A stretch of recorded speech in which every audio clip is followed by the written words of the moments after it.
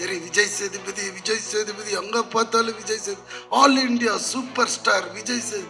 என்னடா எல்லா லாங்குவேஜும் பண்ற, ரொம்ப திமிரு பிடிச்சோன்னும். நான் இவரை வந்து அவ்வளோ பழக்கம் கிடையாது. சரி, ஓகே, என்னடா இது லுங்கிலே இருக்கிறாருன்னு பார்த்தா கிட்டத்தட்ட ஒரு 100 பிச்சைக்காரங்களை ரெடி பண்ணிட்டாங்க. அதுக்கு நடுவில் இருக்காரு, நம்மளை கண்டே பிடிக்க முடியல, அந்த லெவலில் சிங்க் ஆயிட்டார் அவர். இந்த ஆளுக்கு வந்து தலைவா உன்னை ஏன் இவ்வளோ ஸ்ட்ரெயின் பண்ணிக்கிற, அந்த ஒரு ப்ராம்ப்ட் கேட்டு அடிக்கலாம, நீ கில்லேடி ஆச்சப்பா நடிக்கிறதுல அப்படின்ற. டிவி சார், சந்தானா சாருக்கு உங்களுக்கு காம்பினேஷனில் தான் அது ஓடுது போல இருக்கு. கௌதம் சார் உங்கள் வாய்ஸ் யூஸ் பண்ணாங்க, ஒரு சீன் கொடுத்தா எனக்கு சொல்லி கொடுப்பாரு. அவர் மேலே இருந்த ஒப்பீனியன் வேற, பாராட்டுற மாதிரி இருந்தாலும் கூட இருக்கால சாப்பிட்ற ட்ரை பண்ணுவார், ஷார்ட்டை தனக்கான ஃபோக்கஸை மாற்ற ட்ரை பண்ணுவார். ரொம்ப கேடித்தனமான ஒரு ஆக்டர் வந்து விடிவி கணேஷ். இன்னசென்ட் மாதிரியே இருப்பார். தெலுங்குல ஆந்திராவில் 2-3 பங்களா வாங்கிட்டாருன்னு கேள்விப்பட்டேன் நான். அங்கே தான் இருக்காரு. தமிழ் படங்களை விட அங்கே தான் நிறையா சொத்து வாங்கியிருக்காரு. தயவு செஞ்சு மறக்காமல் இதை எழுதுங்க. இதை பார்க்கும்போது உண்மையாக இவங்க பாராட்டுறாங்களா இல்லை வஞ்ச புகழ்ச்சியாக பேசிக்கிறாங்களா அப்படின்ற மாதிரி இருந்துச்சுல்ல.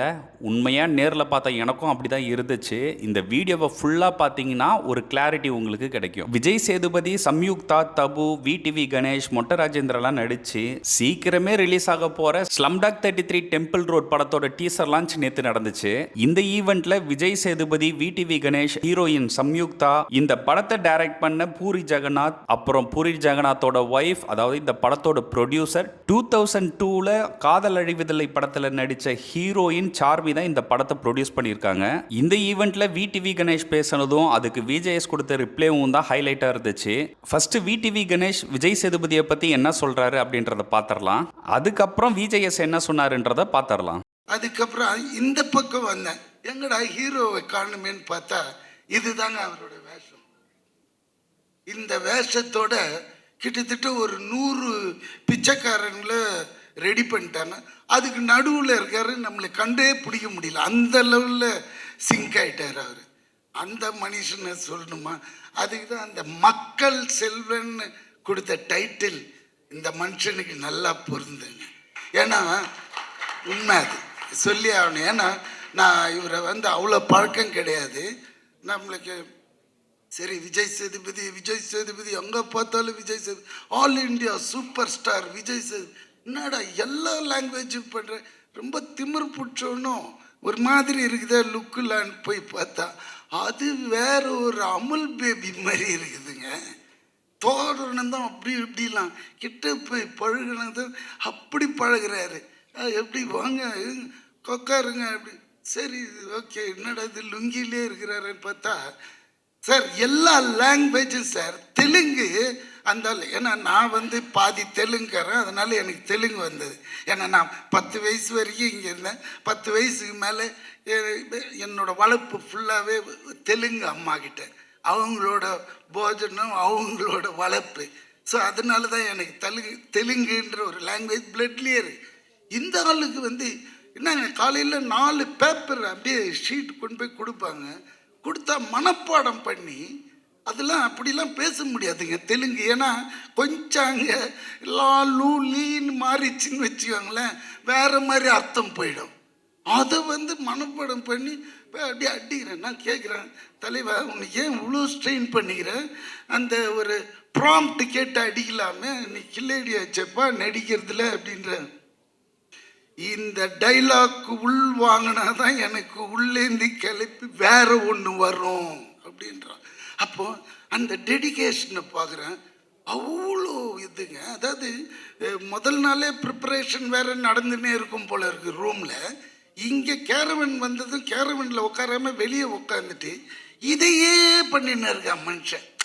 சரி, அது பார்க்கும்போது நான் இந்த ஒரு இது வந்து நம்ம இன்னைய முதலமைச்சர்கிட்ட 42 டேஸ் நான் ஒர்க் பண்ண அந்த பீஸ்டில் பார்த்துருக்கேன் அவரோட டெடிகேஷன். அதுக்கு கிட்டத்தட்ட இவரும் அந்த அளவுக்கு எஃபர்ட் போடுறாருங்க. அதனால தான் இன்னைக்கு ஆல் இண்டியாவில் ஸ்டாராக இருக்காரு. இல்லாட்டினா சாதாரணமாக அதெல்லாம் வரவே வர, ஏனோ தானோ அது இது மாதிரிலாம் போனால் அதெல்லாம் வரவே வரும். இதுக்கு மேற்பட்டு அவரை பற்றி சொன்னால் அவரே என்னை திட்டுவாருன்னு நினைக்கிறேன்.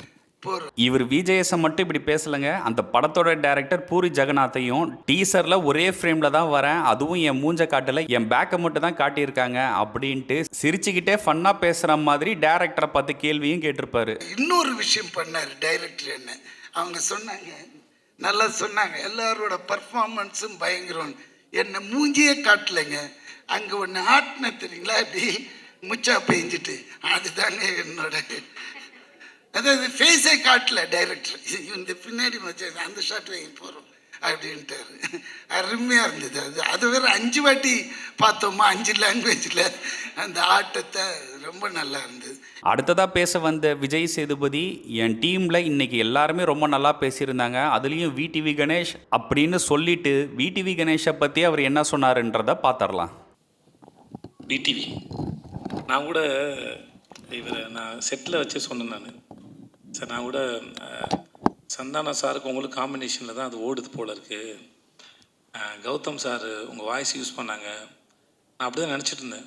உண்மையாகவே ரொம்ப நல்ல ஆக்டர். ஒரு சீன் கொடுத்தா எனக்கு சொல்லி கொடுப்பாரு. உண்மையாகவே அவர் என்ன சொன்னார்னா, நான் டயலாக் நிறையா படித்து அது ஃப்ளோவில் இருக்குன்னு நினைப்பேன்.